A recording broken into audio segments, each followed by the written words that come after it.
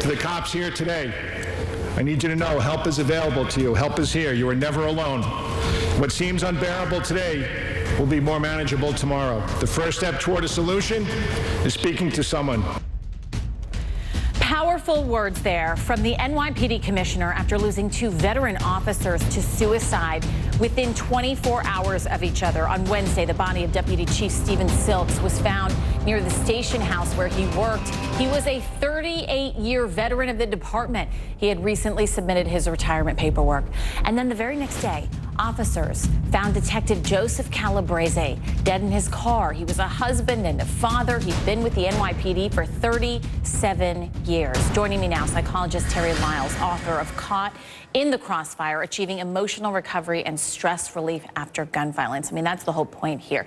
These are guys that see the worst of the worst. How do you overcome some of the PTSD that comes along with the job?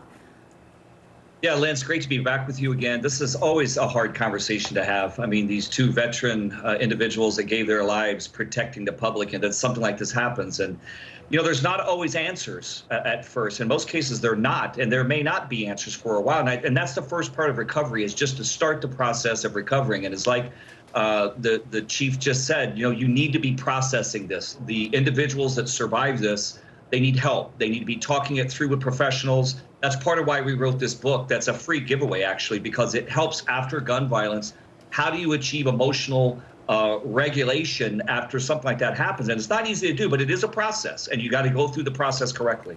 Yeah, and more of what the commissioner said, it really seems like he is making a point to talk about how important it is to seek help. We cannot hide from this incredibly important discussion. We must not pretend that these things don't happen or that such tragic deaths are somehow a fact of life. Importantly, we cannot sit idly by and just pray that they won't happen again. We have to take action now and discuss mental health. I mean, these are tough guys. These are guys that are the heroes. They think that they have to be strong and may perceive getting help as being weak. How do you overcome that? Well, you know, I see this a lot with military personnel coming back from a theater of war, as well as police officers and others that are putting their lives at risk. And you mentioned something that they're tough individuals. They are.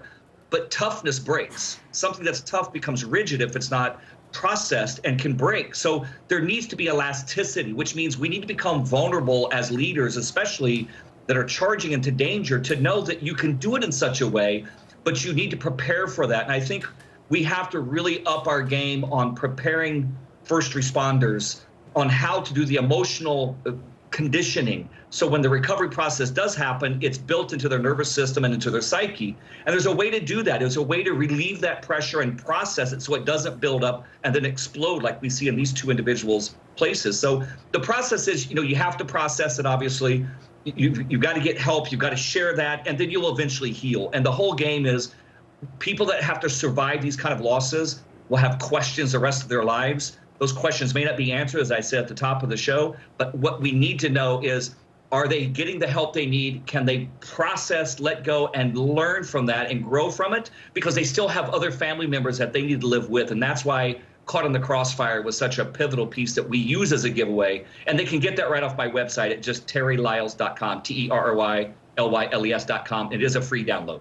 Yeah, because getting those things out there, talking about mental health is so important. We're talking about it in the context of police officers, but this is sadly happening, the trauma, I mean, in our American classrooms. It's happening at our concerts, in our churches, and it is not just these officers that are experiencing it and need the help when it comes to mental health. Terry Lyles, thank you very much for being here. We also want to point out, if this is hitting close to home or someone you know having thoughts of suicide, there is help out there. This is the Suicide Prevention Lifeline, 1-800-273-TALK.